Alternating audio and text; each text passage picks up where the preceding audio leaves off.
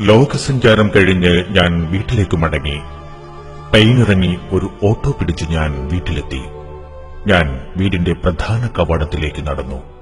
അവിടെ പരമ്പരാഗത രീതിയിൽ വസ്ത്രം ധരിച്ച ഒരു റഷ്യൻ നാടോടി സ്ത്രീയെ അനുസ്മരിപ്പിക്കുന്ന വിധം എന്റെ ഭാര്യ നിന്നിരുന്നു.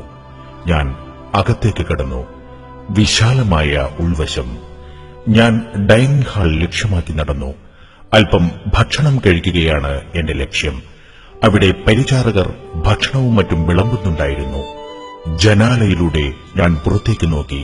മഴ പെയ്തു തകർന്നു കിടക്കുന്ന കോഴിക്കോട് കണ്ടു. തകർന്നിടിഞ്ഞ ഏതോ പൌരാണിക നഗരത്തിന്റെ അവശിഷ്ടങ്ങൾ പോലെയുണ്ട്. ഞാൻ വീടിന് പുറകിലേക്ക് നടന്നു. അവിടെയാണ് വിറകുപുര. വീടിനെ അപേക്ഷിച്ച് ഇതിന് പഴക്കം തീരെ കുറവാണ്. 19-ാം നൂറ്റാണ്ടിൽ എന്റെ അപ്പാപ്പനാണത് പണി കഴിപ്പിച്ചത്. ഞാൻ കൈ കഴുകുവാനായി വാട്ടർ ടാപ്പിനടുത്തേക്ക് നടന്നു.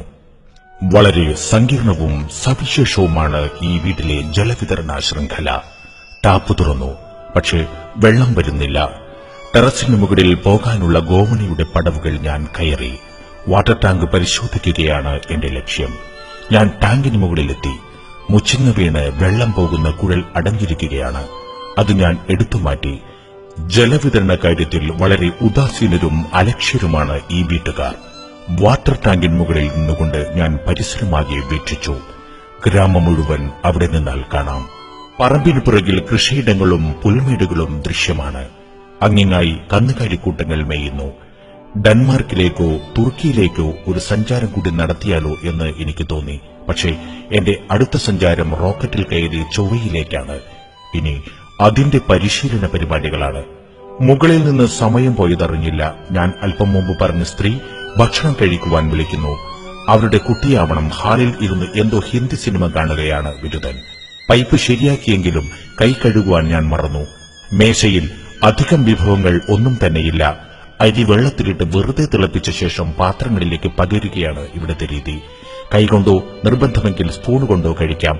അകത്തെ മുറികൾ വിശാലവും കൌതുകമുണർത്തുന്നതുമാണ്. ഒരു ഇന്ത്യൻ ബാലൻ എന്റെ അടുക്കൽ വന്നു നിന്നു എന്റെ ജാക്കറ്റിൽ പിടിച്ചു വലിക്കുന്നുണ്ടായിരുന്നു. വല്ല വാഴയും വെച്ചാൽ മതിയായിരുന്നു എന്ന ചിന്ത എന്റെ മനസ്സിൽ കൂടി കടന്നുപോയി. അകത്തേക്ക് കടക്കുമ്പോഴാണ് ചാരുകസേരയിലിരിക്കുന്ന അപ്പൂപ്പൻ താടി പോലെ വെളുത്ത മുടിയുള്ള ഒരു വൃദ്ധനെ ഞാൻ ശ്രദ്ധിച്ചത്. അപ്പൂപ്പൻ അകത്തേക്ക് നോക്കി എന്തൊക്കെയോ വിളിച്ചു പറയുന്നുണ്ടായിരുന്നു. അയാളുടെ ഭാഷ മുഴുവൻ മനസ്സിലായില്ലെങ്കിലും ഞാൻ മലയാളത്തിലാക്കുമ്പോൾ ഊരുതണ്ടിയെത്തി എന്നാണ് എന്നെനിക്ക് മനസ്സിലായി.